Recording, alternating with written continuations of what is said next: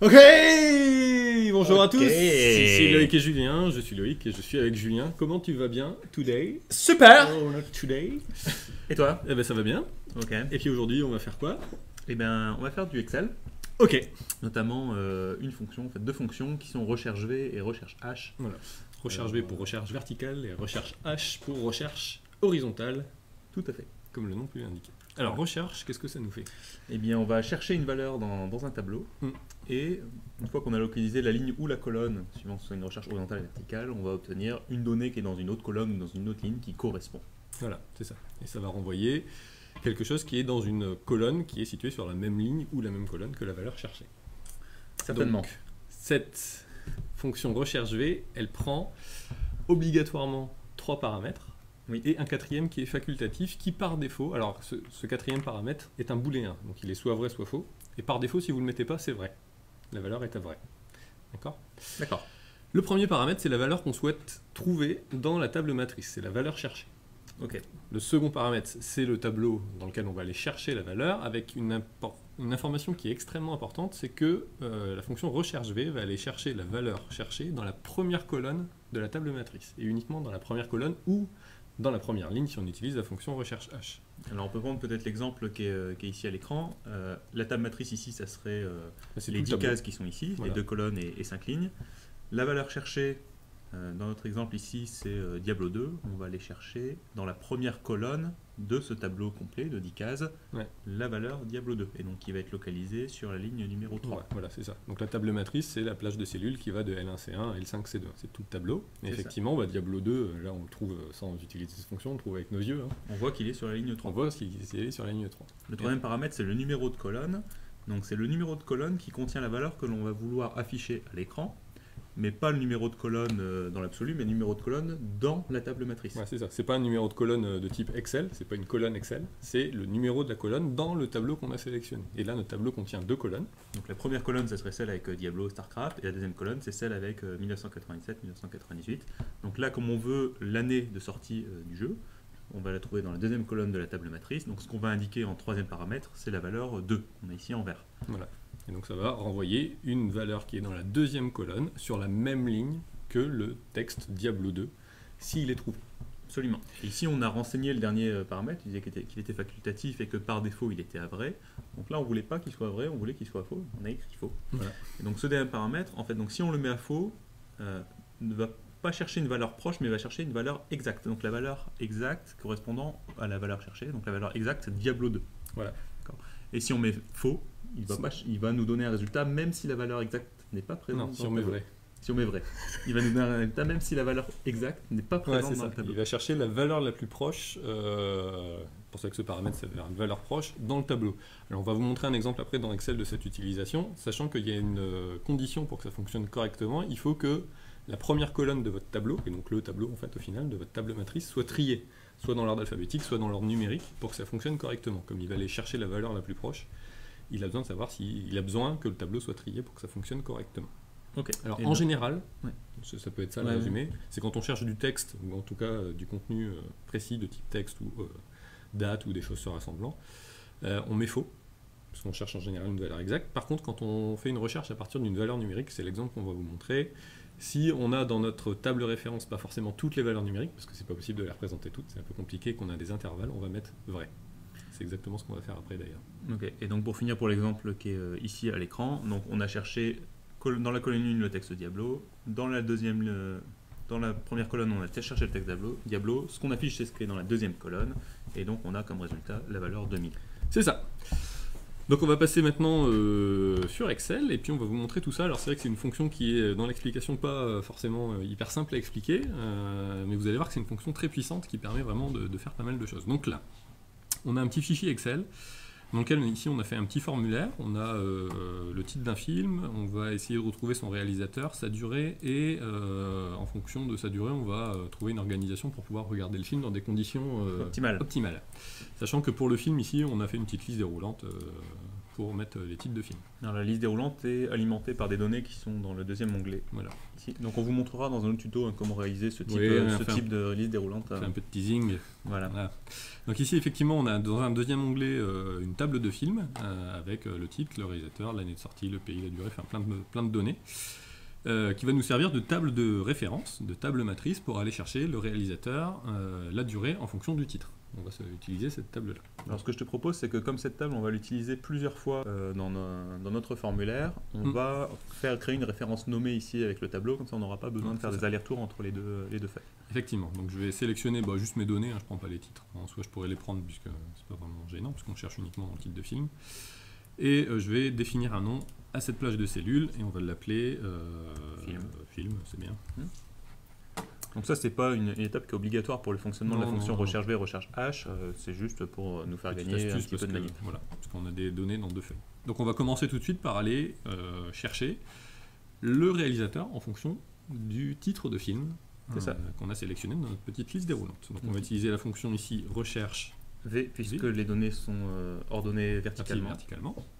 La valeur cherchée, la valeur qu'on souhaite trouver, c'est le titre du film. Le titre du film, il est dans la cellule qui est là, qui est la cellule C2. Alors on ne s'est pas mis en mode de référencement et là c'est 1, tiens. Ouais, bon, mais ça n'a pas d'importance en fait. Non, ça n'a pas d'importance. Ok, alors la table matrice, eh bien c'est la table film. Voilà, donc soit on peut taper le nom, soit on peut faire utiliser dans formule. Oui, ici pour récupérer, récupérer les noms qu'on a donnés. Ensuite, le numéro de colonne, c'est dans la table film, quel est le numéro de la colonne qui contient l'information qui nous intéresse, soit le nom du réalisateur. Donc ici, c'était la deuxième colonne. On avait le titre dans la première et dans la seconde, le nom du réalisateur. Et puis, valeur proche. Donc ici, on va mettre faux. On veut une correspondance exacte, c'est-à-dire qu'on veut exactement la Dolce Vita, virgule là. C'est ça qu'on cherche de façon exacte. Voilà. Donc là, je valide par entrée. Et puis, j'obtiens le réalisateur en fonction du titre de film. Et vous voyez que si je change le film, le réalisateur se met à jour automatique parce qu'il va aller rechercher la donnée. Donc on va faire la même chose pour la durée. Alors je peux faire de manière très pratique un copier, coller pour pas avoir à tout retaper. Le seul paramètre que j'ai besoin de changer, parce que je vais toujours chercher le titre du film dans la table matrice qui est la table des films qu'on a sélectionné tout à l'heure, mais cette fois-ci, moi ce qui m'intéresse, c'est plus le réalisateur, c'est plus ce qui est dans la colonne numéro 2.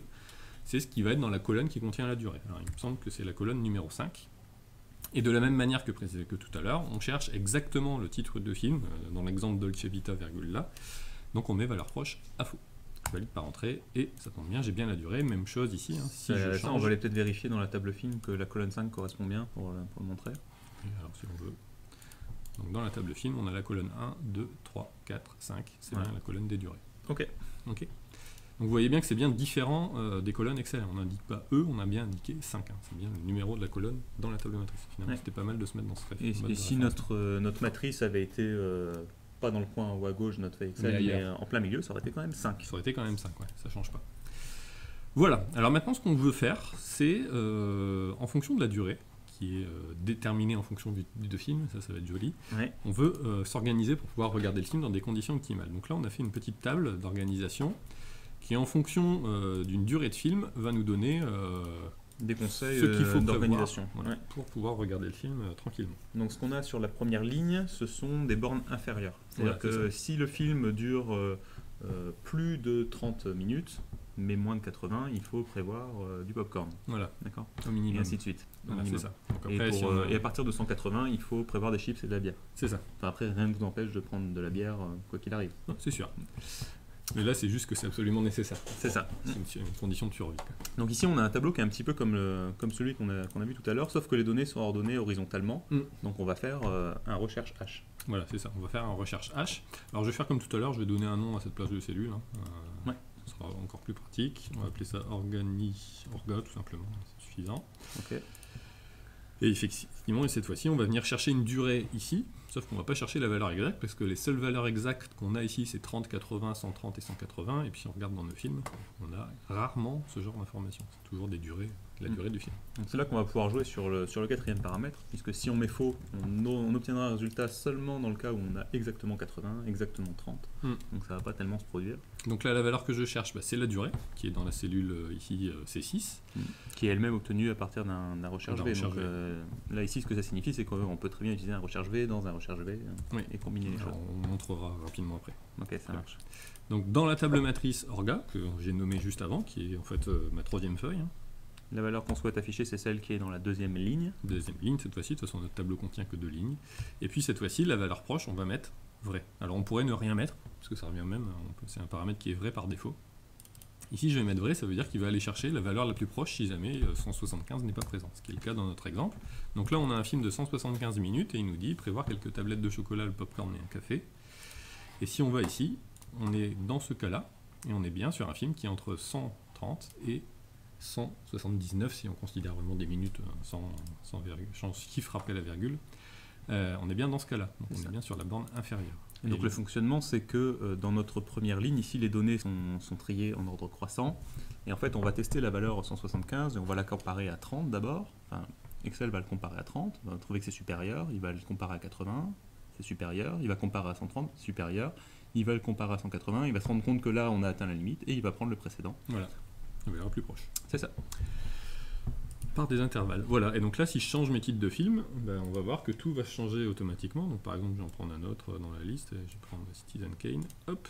Donc là le réalisateur s'est changé, la durée s'est changée, et forcément l'organisation s'est changée puisqu'elle dépend de la durée. On peut faire comme ça dans tous les cas, je vais en prendre un dernier.